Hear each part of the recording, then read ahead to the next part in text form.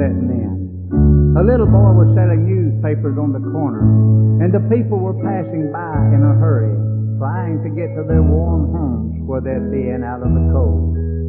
The little boy was so cold, and he wasn't selling very many papers. He walked up to a policeman and he said, "Mister, you wouldn't happen to know where a poor boy could find a warm place to sleep tonight, would you?"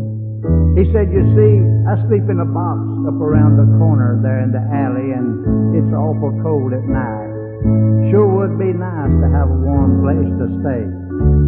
The policeman looked down at the little boy and he said, "Son, you go down the street to that big old white house and knock on the door. And when the lady comes to the door, you just say John 3:16, and she'll let you in."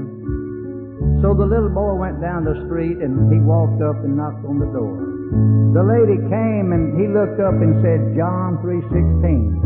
And the lady smiled and said, "Come on in, son."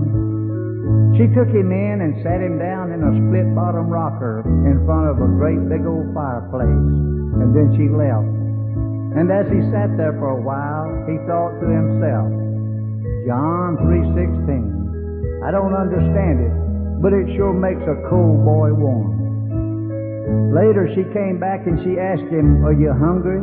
And he said, "Well, just a little. I haven't eaten in a couple of days. I guess I could stand just a little bit of food." So she took him into the kitchen and sat him down to a table just full of nice food. And he ate until he couldn't stand any more. Then he thought to himself again, John 3:16. Boy, I sure don't understand it, but it sure makes a hungry boy full. She took him off upstairs to a bathroom and put him in a big old bathtub full of warm water. And as he sat there and he soaked for a while, he thought to himself once again, John 3:16. I sure don't understand it, but it sure makes a dirty boy clean. You know, I've not had a bath, I guess, in my whole life. For the only bath I ever had was when I stood in front of the big old fire hydrants when they flushed them out. She came in and got him and took him into the bedroom and put him in an old feather bed. She pulled the covers up around his neck, kissed him good night, and turned the lights out. As she walked out of the room, he lay there staring out the window.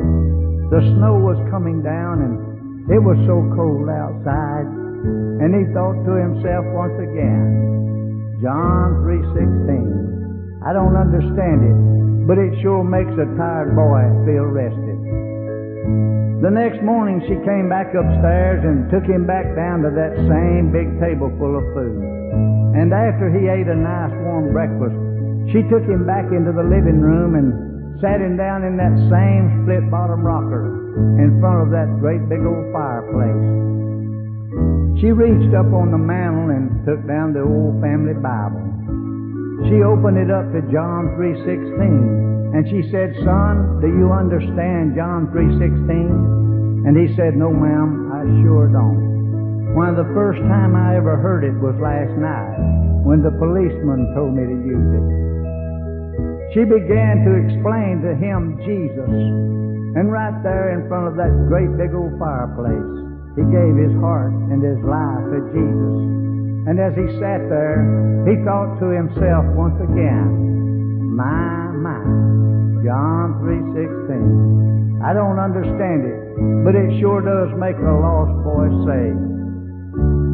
For God so loved the world that he gave his only begotten Son, that whosoever believeth in him should not perish, but have everlasting life. You know, I don't understand it either, how God would be willing to send his only Son to die on a cruel cross for me and for you, and how Jesus would be willing to do such a thing. I don't understand it either, but it sure does make this old lost person saved.